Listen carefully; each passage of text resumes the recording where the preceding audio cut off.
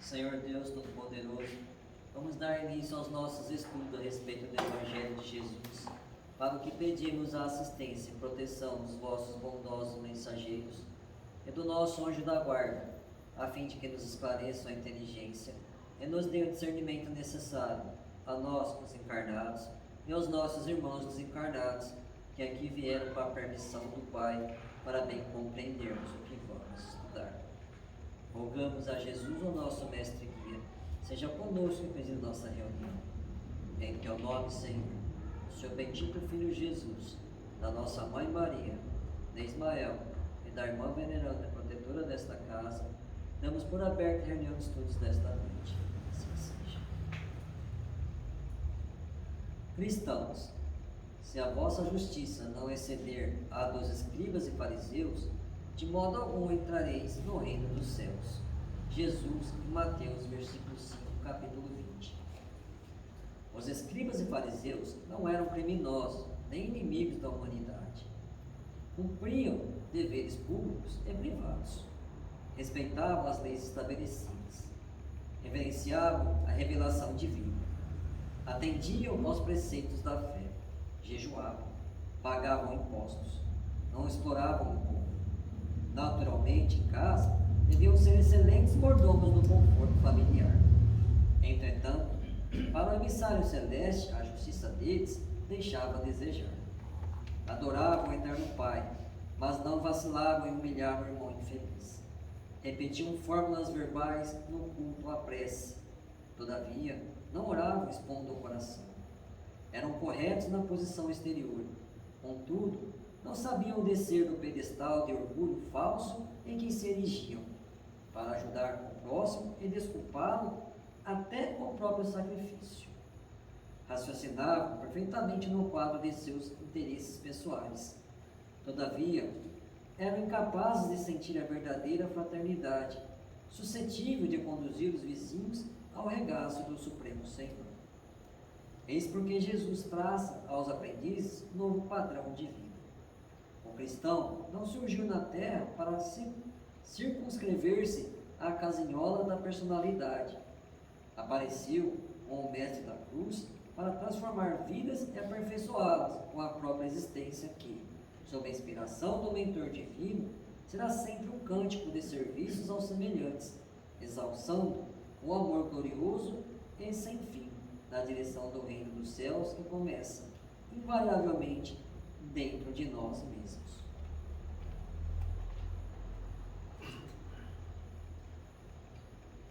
Pai nosso que estás no céu, santificado seja o vosso nome, Senhor. Que venha a nós o vosso reino, que seja feita a vossa vontade, assim na terra como nos céus. O pão nosso de cada dia nos dai hoje, Senhor. Perdoai as nossas ofensas, assim como nós perdoamos aos que nos têm ofendido.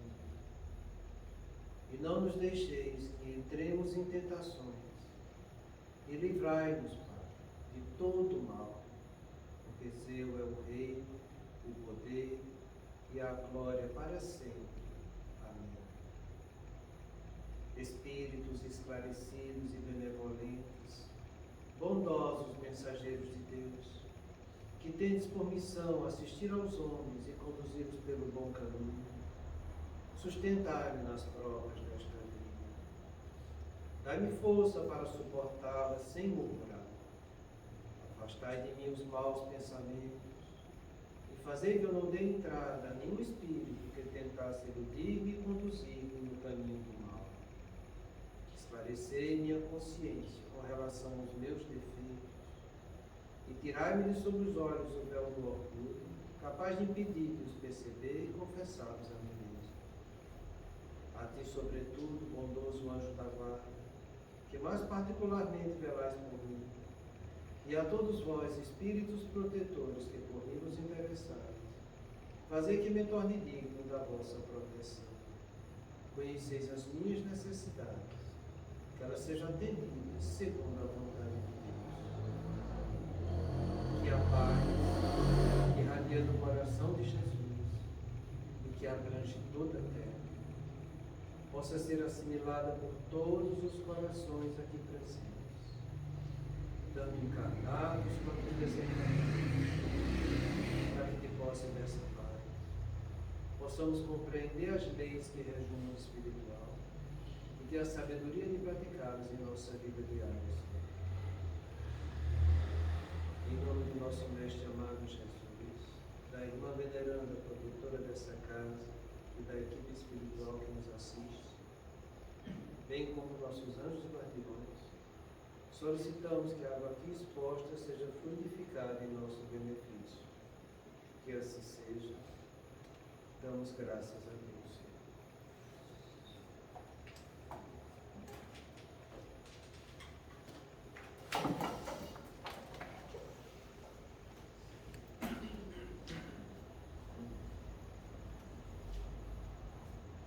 Boa noite.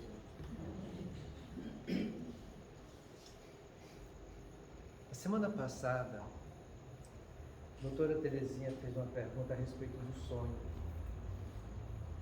E a gente falou aqui para vocês esses 4 tipos de sonhos que a gente tem. Isso que a gente falou não é coisa da cabeça da gente, não. Se você for ver o Livro dos Espíritos, quando ele fala a respeito do sono e dos sonhos, você vai encontrar lá, nas respostas, esses 4 tipos de sonhos que a gente falou. Existem os sonhos que a gente chama de sonhos cerebrais. Que esse eu falei para vocês que é o mais comum. São sonhos em que você enxerga você encarnado com a sua personalidade. São sonhos em que você vê muitas vezes aquelas coisas que são mais preocupantes. E muitas vezes você vê aquilo ali de uma maneira meio anárquica, meio confusa. Esses sonhos são aqueles que a gente tem com maior incidência. Sabe? Depois você tem os sonhos espirituais, que diz respeito ao passado, ao presente e ao futuro. Em relação ao passado, a gente comentou que você pode ver coisas que diz respeito à sua vida passada, porque quando a gente se desprende da carne, durante o sono, a nossa visão espiritual se amplia, sem estar ocupado tanto com as situações do corpo.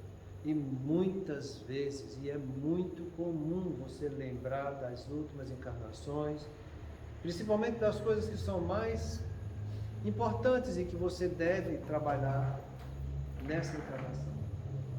Eu dei para vocês o exemplo de Kardec quando estava evocando um amigo encarnado, e que ele evocou ele no momento preciso em que eles combinaram para que ele, liberto do corpo, fosse dar alguns depoimentos para Kardec. E Kardec lança isso no livro, na Revista Espírita, mostrando a importância que teve isso, porque as respostas que ele tinha dos encarnados que evocavam eram muito mais amplas e mais precisas. E o que é mais interessante é que esse irmão que ele deixa essa declaração lá na revista, antes de se despedir de Kardec, ele deixa um recado para ele mesmo,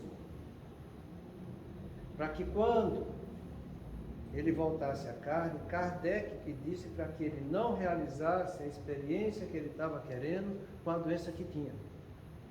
Porque na encarnação anterior ele fez a mesma coisa e se comprometeu por rebeldia, tanto é que ele voltou nessa encarnação atual padecendo da mesma doença. Isso mostra que a visão que a gente tem no mundo espiritual é muito diferente da visão que a gente tem quando está lúcido aqui de posse do corpo. Mas a gente pode ter também lembranças com sonhos do passado, muitas vezes por projeção de nossos obsessores que querem nos comprometer e deixar nossa situação mais delicada, fazendo que a gente lembre dos crimes e abusos que cometeram no passado. Então você vai lembrar do passado coisas suas, que são dramas seus, e coisas que você provocou com os outros, que esses outros estão querendo vir a desfogo. São sonhos que é interessante esses, sabe? São sonhos muito repetitivos e normalmente do mesmo teor. É muito interessante isso. Tá? Para vocês terem uma lembrança e saber como são esses sonhos, no livro Nos Domínios da Mediunidade, tem um capítulo chamado Emersão do Passado, se eu não me engano o nome é esse. Em que uma pessoa tinha lembranças de que fez na última encarnação e ela trazia isso numa forma de uma provável mediunidade torturada. E a manifestação dela era sempre do mesmo jeito, com o mesmo teor. A gente falou também que existem os sonhos em relação ao presente, quer dizer, eu durmo, me desdobro do meu corpo repousa e eu vou participar do mundo espiritual e as minhas experiências do mundo espiritual eu lembro do que está acontecendo no presente. Essa deveria ser o tipo de sonho mais comum que a gente deveria ter. Mas não é. É um dos mais difíceis de acontecer. E a gente vai ver por que isso hoje. A gente vai ver por que é que eu estou fazendo questão de relembrar isso. Porque é sobre esse detalhe do que a gente vai estudar hoje. Mas só para complementar, a gente tem também os sonhos premonitórios, que diz respeito a sonhos que a gente tem com coisas que vão acontecer no nosso futuro.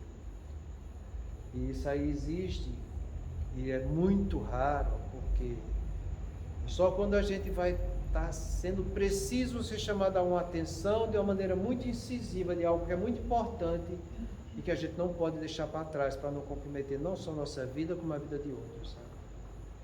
Mas o que é interessante que a gente vai ver hoje é que tem muitos sonhos que, olha, todo mundo a gente dorme, né? Toda noite dorme. São poucos os sonhos que a gente tem. E dos poucos que a gente tem, a maioria são sonhos sem pé e sem cabeça, que muitas vezes a gente não sabe de onde é que veio. E a maioria desses sonhos são sonhos cerebrais, que eu fico vendo traumas, conflitos, coisas que eu tive no meu passado, remorso, mágoa, entende? Coisas que eu estou preocupado nos estudos, nos afazeres, nas experiências que eu estou tendo de uma maneira geral. Mas o que é mais interessante é isso que a gente vai ver aqui hoje, que é um resumo que o Alírio faz a respeito do sono, que foi isso tudo que a gente tem estudado nas últimas quartas-feiras aqui. E ele diz o seguinte: ao acordar, mesmo que não nos lembremos de nada do que aconteceu, muitas vezes não lembramos porque o próprio ego mascara para não chocar com a forma dissimulada que vive erigida. O importante é como nos sentimos quando despertamos. Então, em relação aos sonhos, eu queria chamar a atenção para isso que ele fala aqui. Muitas vezes não lembramos do que o próprio ego mascara para não chocarmos com a forma dissimulada que vive erigida. E eu pergunto, qual de nós não vive de forma dissimulada na nossa vigília? Vou dar só um exemplo. Quantas vezes você está conversando com uma pessoa, vem o pensamento sincero de você dizer uma coisa e você não diz justamente o oposto, para ter esse comportamento do ego dissimulado. Quantas vezes, pergunte de você para você mesmo, você falou o que pensa e fez o que falou? Quantas vezes? Quantas vezes você foi íntegro desse jeito? Depois analise quantas vezes você foi íntegro desse jeito e quantas vezes você fugiu dessa integridade. Isso mostra que a gente vive de uma maneira muito mais dissimulada do que de uma maneira sincera. E o que é que a gente tem estudado? A gente tem estudado que aquilo que eu vivo durante o dia, eu marco o encontro à noite. A noite continua o que durante o dia eu fiz na minha intimidade. na minha vida real que eu estou vivendo, sabe? Então, se você vive de mentira, se você vive de maneira dissimulada, você continua de maneira dissimulada e de mentira lá em cima. É como a gente viu a semana passada. E o que é mais interessante, a grande maioria das vezes, aquilo que a gente tem vontade de fazer aqui em vigília e que não temos coragem de realizar, nós fazemos à noite quando dormimos. Não foi isso aqui que a gente viu aqui assim, ó? Então, o que tínhamos vontade de fazer na vigília, iremos realizar durante o sono, com o auxílio dos afins. Ao voltar à vigília, iremos trazer essas emoções cada vez mais intensas, nos distanciando do caminho do bem, dificultando cada vez mais as novas aprendizagens edificantes. Ficamos com as nossas defesas progressivamente mais vulneráveis. Então, é assim que a gente vive. Então, não preocupa com você estar tendo sonho, com você não estar tendo sonho. Porque o importante é como você acorda. Porque como você acorda vai mostrar para você como tá as suas emoções que você está vivendo quando você dorme. Doutor, já falou várias vezes isso, eu esqueci de perguntar. Esse acordar, quanto tempo? Quando que? Porque como começa, por exemplo, acorda às 6 da manhã. Se eu acordar bem, passar uma meia hora para me irritar com alguma coisa, é que eu não dormi bem? Não, é quando você acorda. Quando acorda, acorda no mesmo. momento que acorda. Entende? Depois que você acorda, é o que a gente vai estudar hoje. Entende? A maioria das vezes você vai dissimular aquilo que você fez no mundo espiritual. É aí que está o problema da gente.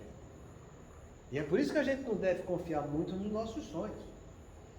Entende? Que muitas vezes a gente não sonha, não lembra do sonho, de uma maneira de a gente não revelar para nós mesmos o ego falso que a gente está vivendo durante o dia.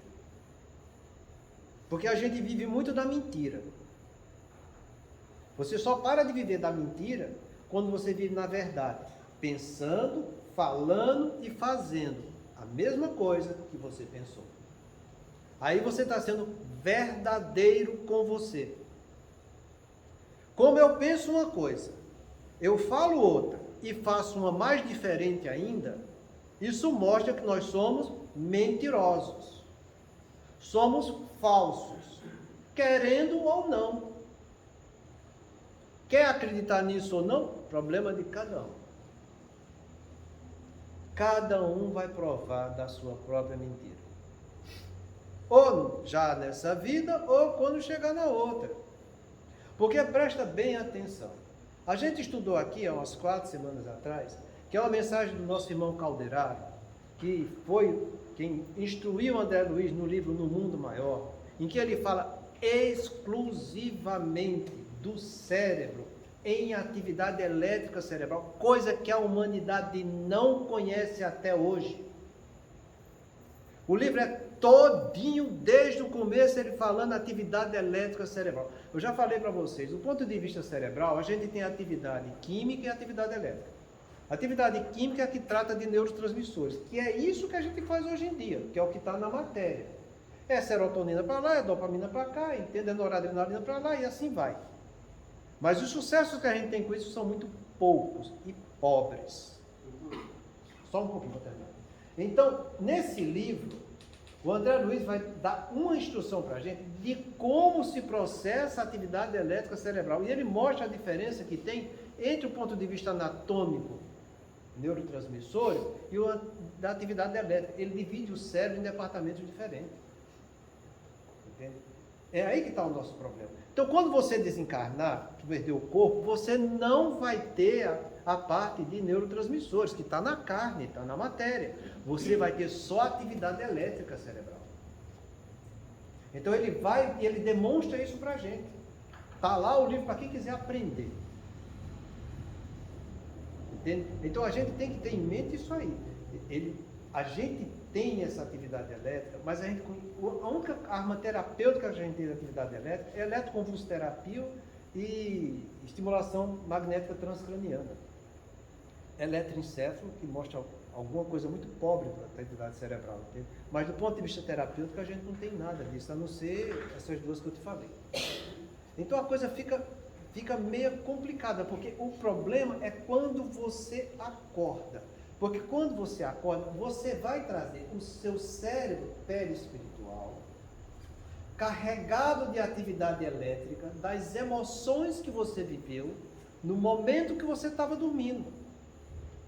E essa atividade elétrica, que é preponderante, que é o que faz parte do mundo espiritual, vai chegar no teu cérebro e vai inundar esse cérebro dessas emoções com essa atividade elétrica. Então você tem um impacto de quando você acorda, que está começando a tomar noção de você, de como você está. Então é nesse momento que é importante. Entendeu? Pode falar. Posso ir embora? Mas faz daquele jeito. Toma sua vida, tá? Obrigado. Falou no vídeo. Vai com Deus. Então é isso que a gente precisa ter em mente. Entende? O que vale é como você acorda. É aí que está o X da questão. Se você acorda bem-humorado, a gente sempre estudou isso aqui. Quais são os 4 sintomas de que está se implementando uma obsessão física? Qual é o primeiro deles? Mau humor matinal. E por que mau humor matinal? Porque você traz o seu corpo espiritual encharcado de energias que não são edificantes, que vai chegar em cima de um corpo, de um cérebro, que também não descansou, porque Kardec mesmo fala que durante o sono, está no Livro dos Espíritos isso, o corpo ressente do que o espírito está vivendo como se fosse um balão amarrado a uma haste. O balão está mexendo, a haste está mexendo lá embaixo também. O corpo ressente das situações degradantes que o espírito está fazendo lá. E ele não repousa como deveria repousar. E quando você acorda, o encharcamento de fluidos é maior ainda. Então você mostra seu mau humor matinal. Você acorda com preguiça. Você acorda com o corpo cansado. Muitas vezes a pessoa diz, eu dormi, mas não descansei. Eu quero dormir mais, como se fosse a quantidade de sono que fizesse ela descansar. E não é a qualidade. Entende? Você olha para a mulher do lado, já faz com cara feia. Um já acorda espiziando o outro, catucando o outro. Entende? Já começa a ter confusão até para começar a fazer sua higiene, escovar seus dentes. E aí vai, são pessoas que acordam com esse mau humor matinal. E é isso que vale. Por isso que ele fala que o importante é como nos sentimos ao despertar.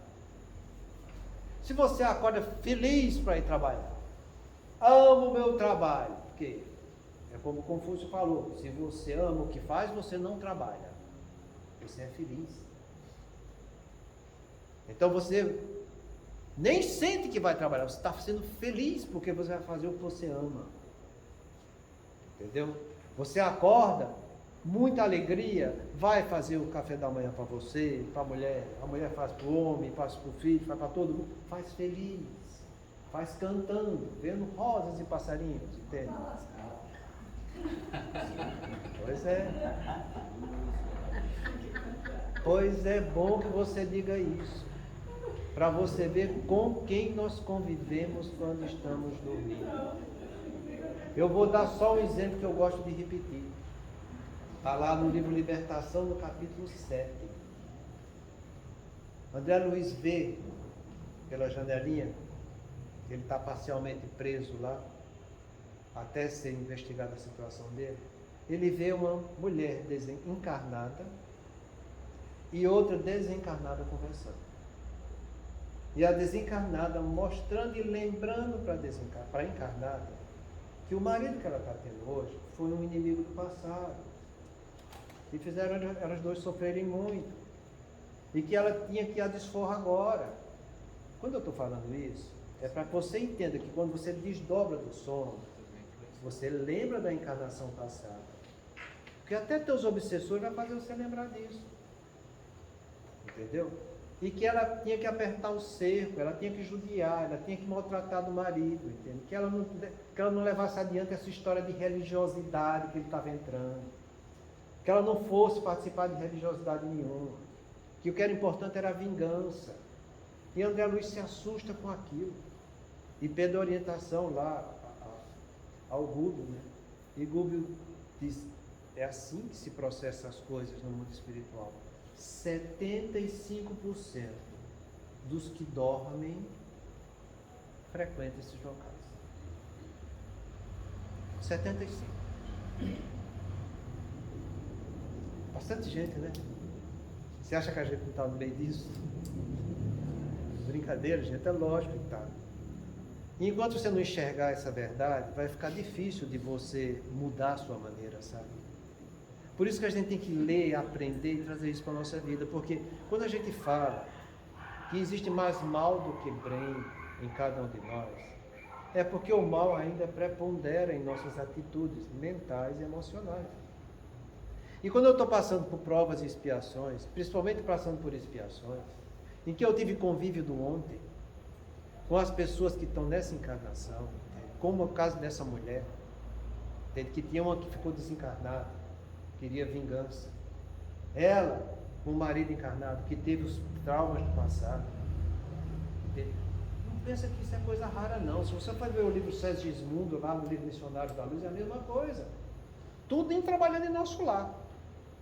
Um tinha matado o outro na encarnação anterior, e aquele que tinha matado estava casado com a mulher que ele tinha ficado na encarnação anterior que tinha matado ele. E estava agora vindo como filho. Vinha de nosso lar, meu.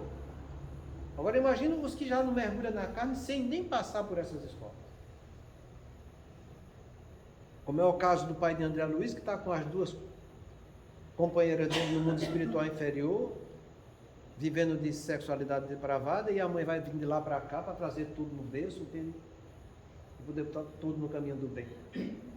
A gente fala, nossos lares são lares de prova de expiação. Divaldo é aberto em dizer que mais de 95% dos relacionamentos conjugais hoje em dia é de provas de expiações. Somente de expiações. E você não. E os trabalhos de hoje em dia sobre a situação humana corrobora com isso, porque imagina, em 2018, 50% dos casamentos dos últimos 15 anos iriam ser desfeitos. Isso é estatística. Dos 50 que não iria ser desfeito nesses 15 anos, 25% iria ser desfeito no futuro. Ia prevalecer só 25% dos casamentos, aos trancos e barrancos. Porque a gente sabe como é que chega no consultório da gente os velhos casados hoje em dia. Um querendo pisar na goela do outro, mas continuam juntos. Por quê? Eu não vou abrir mão da minha casa, doutor. Você acha que eu vou sair da minha casa para ele botar outra mulher lá dentro? Isso é o que a gente escuta, filho. O outro diz: será que você acha que eu vou trabalhar minha vida toda para dar a casa para ela? Eu digo: vai morrer tudo, ficar tudo dentro da casa. Porque ninguém quer sair da casa. Entende? As pessoas projetam isso, entende? Passa a vida inteira, só sou feliz quando tem minha casa. Aí fica 20, 30 anos, aí quando conquista a casa, conquistou. Né? E cadê a felicidade? Não tem felicidade. Entende? Mas eles criam essa imaginação, tá entendendo? E aí a coisa começa a se complicar. Então, o que acontece com todos nós, gente, que sabemos que temos nossas dívidas do passado, e que Deus permite no seu amor que a gente conviva novamente, é para que a gente trabalhe por um caminho melhorado. E a gente que já está encarnado, a gente já está sendo beneficiado. Porque nós fomos recolhidos, fomos tratados nessas cidades espirituais, mergulhamos na carne prontos, sabendo que quando chegasse aqui, a gente ia se encontrar com os nossos desafetos, para trazer eles para o caminho do bem. Pior são eles que ficaram para trás. A gente se acha santo, que não merece essas influências. Mas é justamente o oposto do que acontece na realidade. Então que a gente saia da nossa visão curta e estreita, onde a personalidade e o ego estão prevalecendo. E o ser espiritual está sendo bloqueado. que a gente entenda a verdade. Então, veja como você está se acordando no seu dia a dia. Se você está se acordando com o corpo leve, se você está se acordando feliz, entende? Se você está acordando, mesmo os que têm doença. Tem doença que não larga do pé da gente, né? Você dorme com ela, acorda com ela, entende? Ela está lá perturbando. Entende? Por exemplo, uma dor neuropática. A pessoa acorda com ela, dorme com ela, vai ter ela o resto da encarnação toda. Então ela já acorda com dor. Ela acorda bem, sem dor, mas quando vai se apossando do corpo, aí vai sentindo o peso do corpo. É diferente. Você acordou bem como espírito e está sofrendo os problemas que seu corpo debilitado já tem. Mas por você ter acordado bem, você aceita as doenças que tem. E quando eu digo aceita, não é se acomodar. Aceitar é eu compreender aquilo que eu tenho e que eu sou, e eu vou trabalhar para ficar melhor. Acomodar é eu ficar com aquilo que eu tenho e eu não fazer nada para me melhorar. É diferente uma coisa da outra. Então, quando você aceita, você sabe que tem, sabe que está tendo aquilo por merecimento, porque Deus sabe o que dá para cada filho. Então, você entende que ali está se processando a justiça divina em seu benefício, e você vai trabalhar para tentar superar suas dificuldades, sorrindo e alegre, porque você vai estar resgatando dívidas do ontem, para quando chegar no mundo espiritual, seu espírito está melhor do que quando aqui mergulhou. Porque se você não fizer isso, e fizer que nem um colega de Kardec, que não estava tendo uma aceitação, mas um ato de rebeldia, querendo fazer experiência com a doença que estava tendo no corpo, aconteceu com ele nessa vida o que ele fez na outra, que em vez de resgatar, tendo seu espírito melhorado, voltou na encarnação sucessiva com a mesma doença, para aprender a fazer o que é certo. É assim que se processa as coisas. Então, quando a dor bater na nossa porta, não chore de revolta. Sorria de alegria, porque é a oportunidade de seu espírito se melhorar. E o que mais vale nessa vida? O que eu estou tendo aqui com o corpo que eu sei que vai se acabar, ou com o meu espírito que vai ser imortal?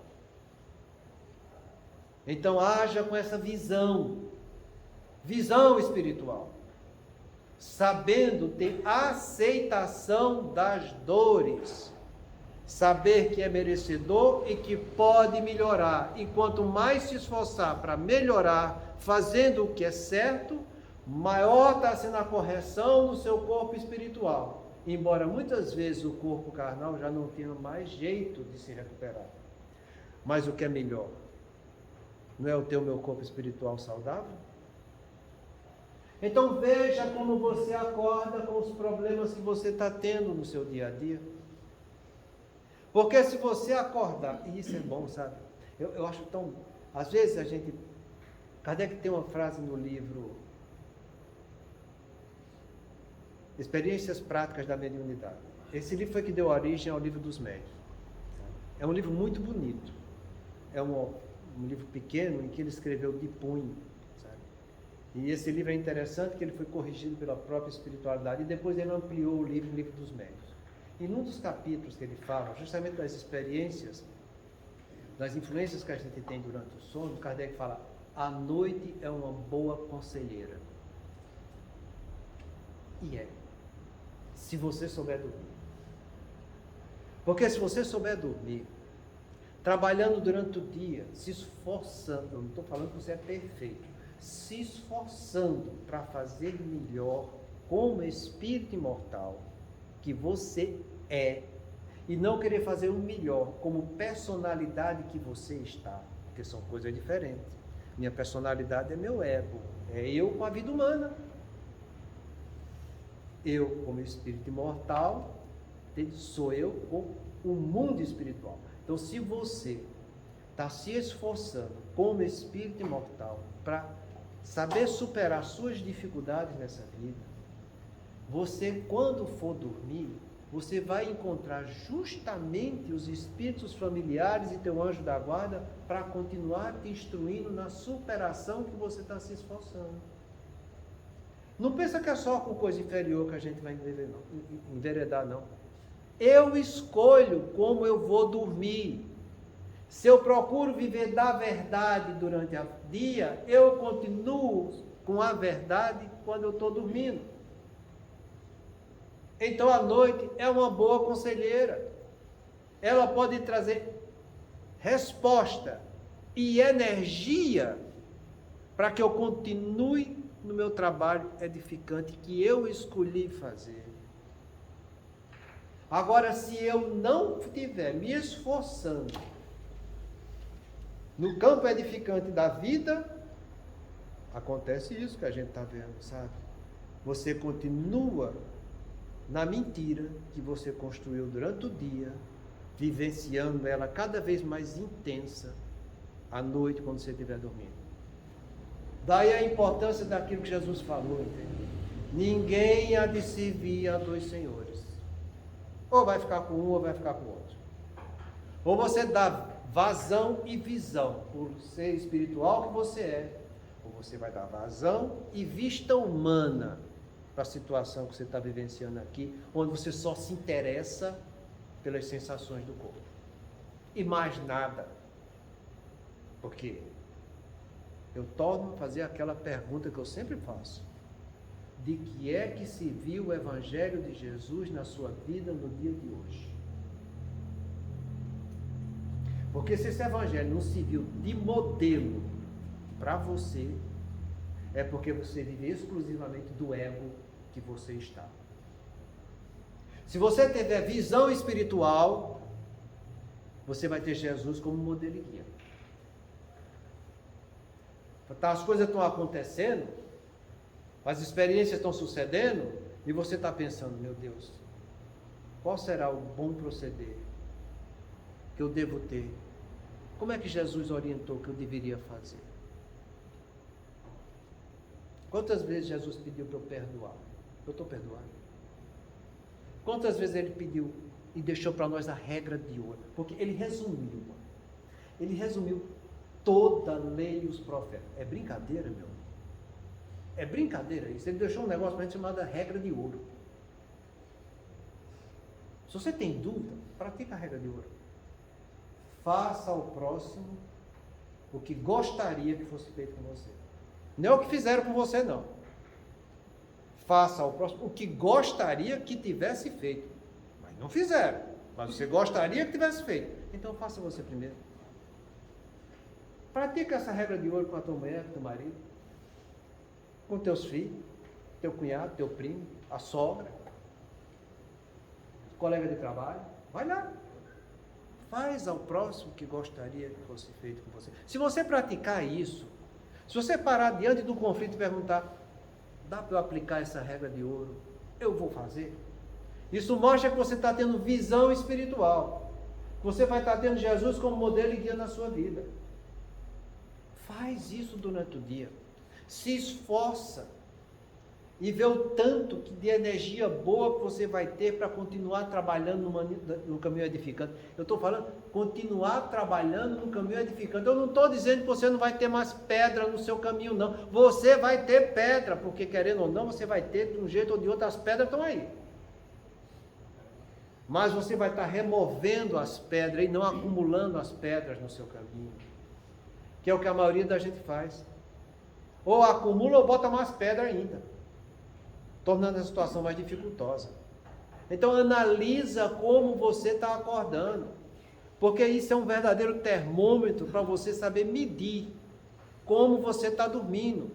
E você sabendo como você está dormindo, você também vai saber como foi que você viveu o dia anterior. Porque o dia anterior que você viveu foi que conduziu você na noite que você passou. Então não é complicado isso não, gente. É a gente que complica. Entende? Mas o que é mais delicado ainda é isso que a gente vai estudar hoje. Entende? Muitas vezes não lembramos porque o próprio ego mascara para não chocar de forma dissimulada que vida é vigília. E ele dá a seguinte orientação: tudo aquilo que dizemos que queremos durante o dia, mas à noite sonhamos diferente, é porque vivemos em máscara em nossa vigília. Então, muitas vezes, para não nos chocarmos com a situação, nossos sonhos são bloqueados pelo próprio Espírito para que não lembre e a máscara não caia. Então, não lembrar do que aconteceu não significa muita coisa. O que significa é a forma como nos despertamos.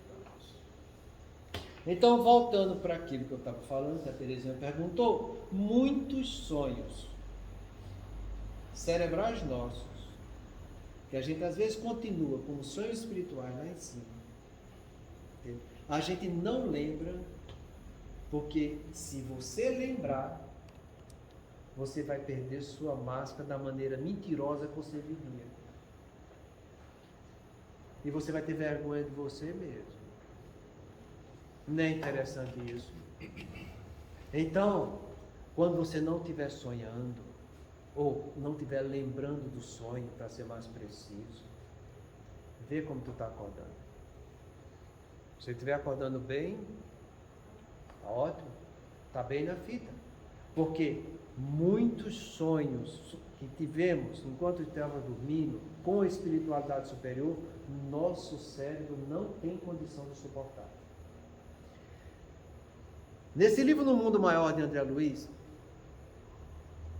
o Calderaro pede para ele observar o cérebro do encarnado.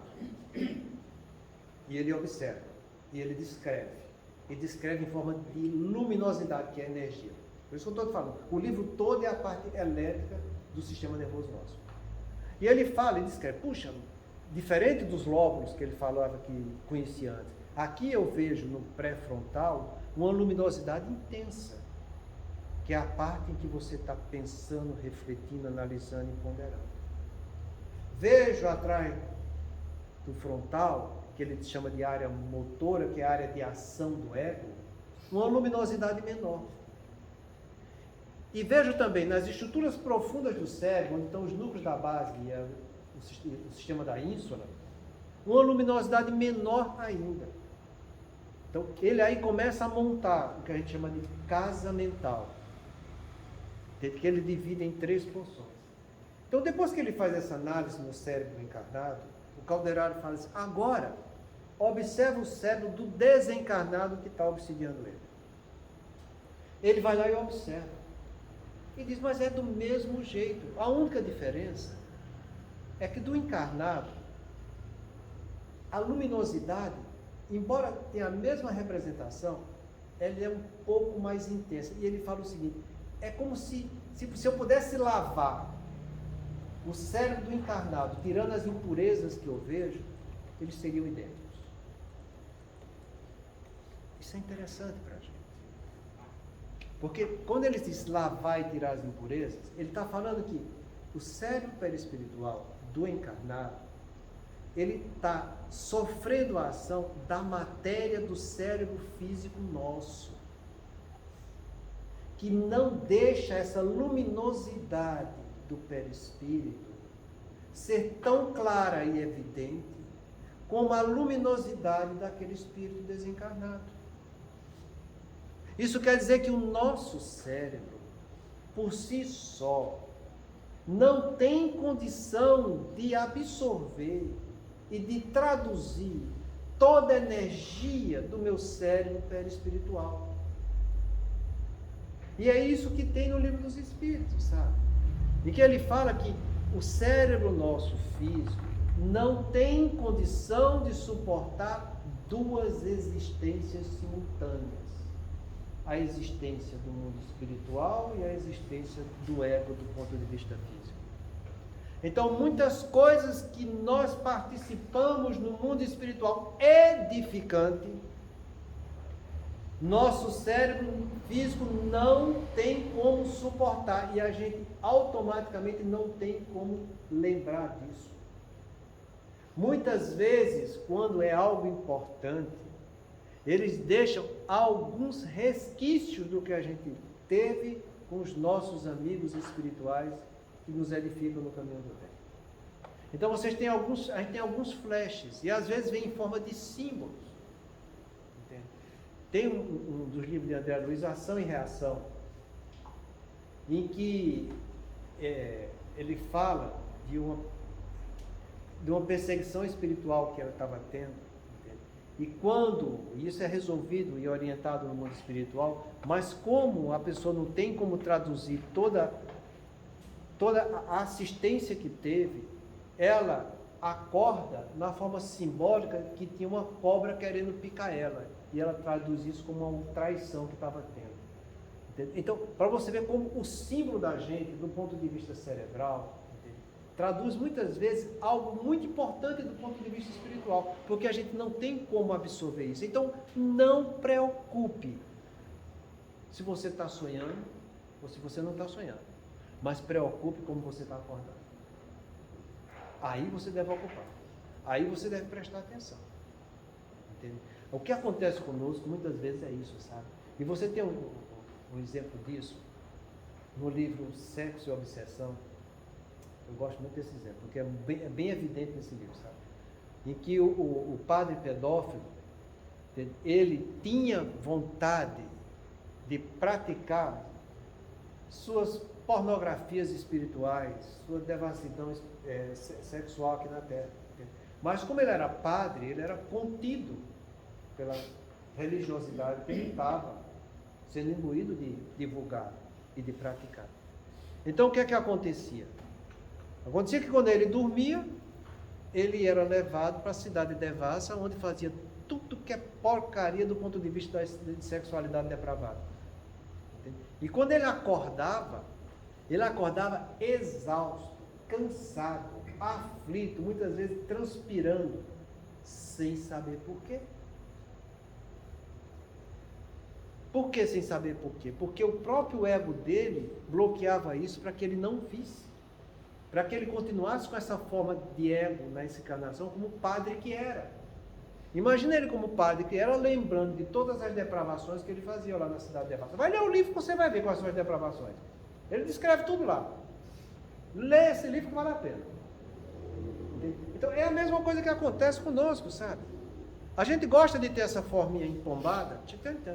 Eu sou assim, eu estou assim. Cada um gosta de se mostrar com o seu orgulho um pouquinho mais acima do que realmente é. Porque todos nós somos orgulhosos. Querendo ou não somos, aceito ou não somos. Se não aceitar, vai sofrer mais. Então, no meu orgulho, eu me coloco lá em cima. Mas quando eu durmo, que eu começo a viver da minha realidade espiritual, porque a minha influência espiritual que eu estou tendo com os amigos e com os amigos que ainda não conquistamos, vão me mostrar a minha realidade.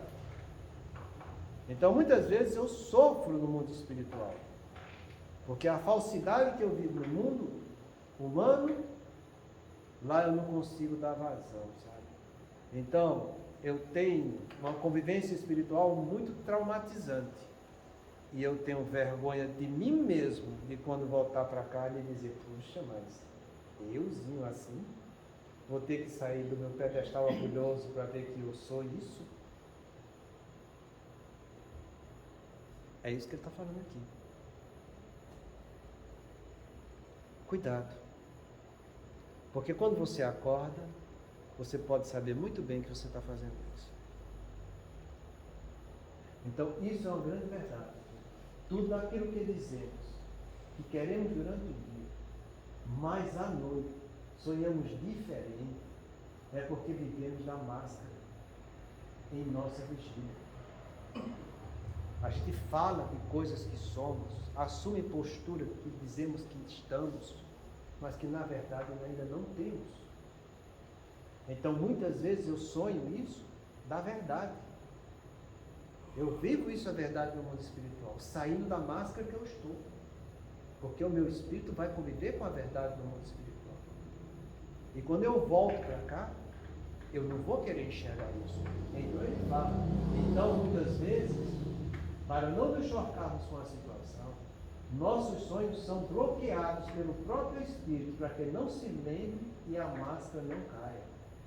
Então, Não lembrar do que aconteceu não significa muita coisa.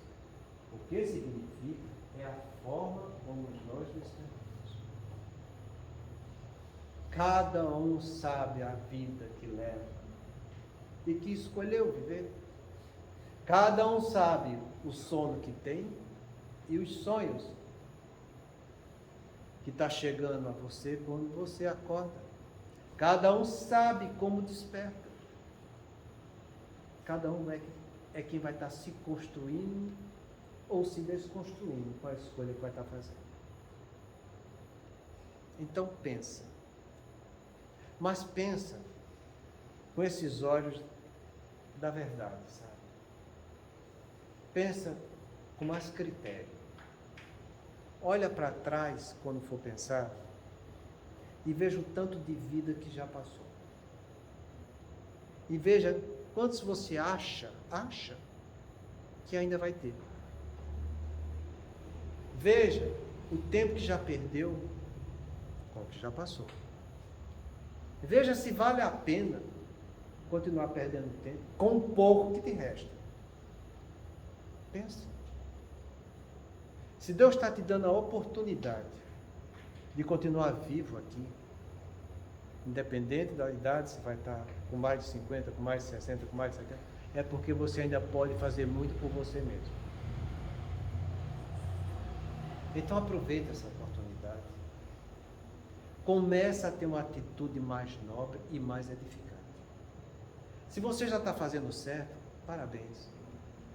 Mas entenda que quando a gente fala de reforma moral, eu vou estar reformando não só o que eu tenho de negativo para tornar positivo, mas eu também vou estar reformando o que eu já tenho de positivo para tornar melhor ainda. Está fazendo certo? Está fazendo bem?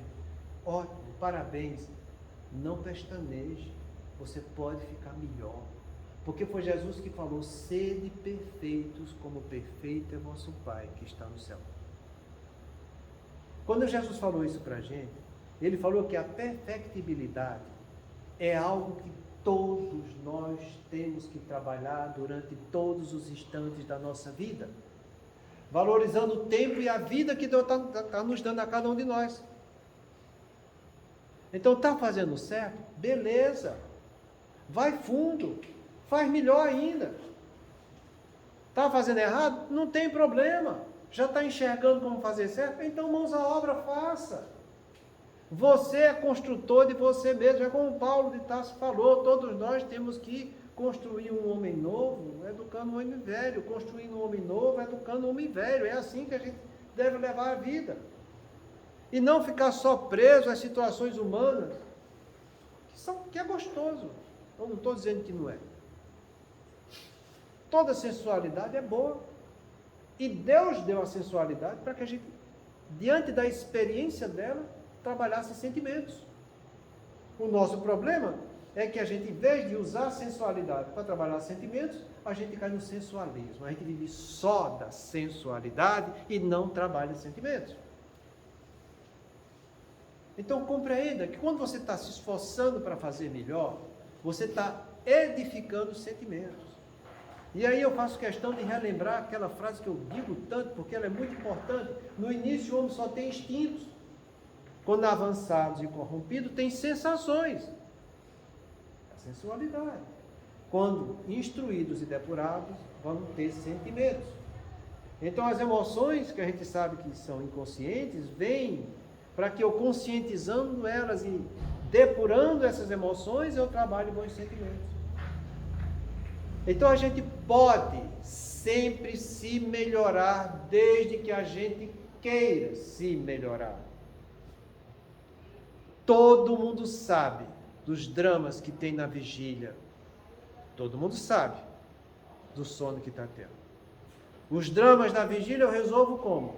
Faça ao próximo o que gostaria que fosse feito para você. Fazendo isso, me esforçando nessa direção, eu não estou dizendo que você já está fazendo perfeito, se esforçando para colocar isso em prática, a espiritualidade boa e amiga vai estar do teu lado. E quando Kardec fala que fluido bom não se mistura com fluido ruim, quando o bom está do meu lado, o ruim se afastou. Então você está se esforçando para viver bem e vai ter uma noite cada vez mais edificante. Com isso, seu corpo está repousando, seu cérebro está reprocessando tudo aquilo que precisa ser reprocessado. E seu espírito vai estar sendo beneficiado com fluidos bons, que vai estar encharcando o teu corpo de energias positivas, para que você vença as suas dificuldades. É difícil isso? Não é. Isso depende dos outros? Não, depende de mim. Porque eu que tenho os meus conflitos. Sou eu que vou dormir. Sou eu que vou acordar. Então, nós temos ao nosso lado as armas que a gente precisa para ir pelo caminho do bem. A gente não precisa dos outros para nos empurrar. A gente precisa dos outros para colaborar. Isso é, vai ajudar naquilo que eu estiver laborando. Se eu estiver laborando, os colaboradores vão chegar, tanto encarnados quanto os desencarnados. Agora, se você labora no caminho desedificante, os colaboradores também vão chegar para ajudar você na desedificação que você está vivendo. Assim é a vida. Cada um escolhe o que vai fazer. Muita paz a todos. Quarta, a gente continua.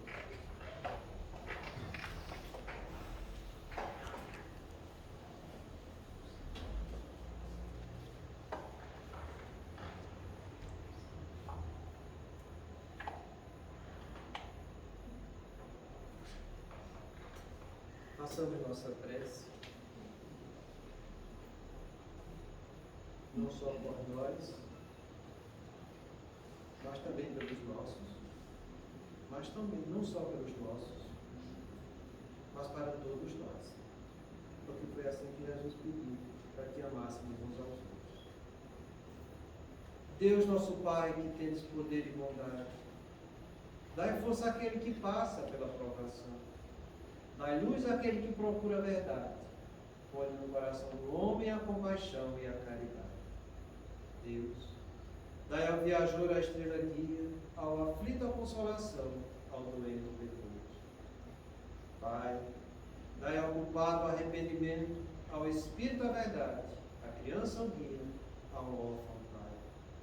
Senhor, que a vossa bondade se estenda sobre tudo o que criaste. Piedade, Senhor, para aquele que vos não conhece, esperança para aquele que sofre. Que a vossa bondade permita aos Espíritos Consoladores derramarem por toda parte a paz, a esperança e a fé. Deus, Pai, numa faísca do vosso amor pode abrasar a terra.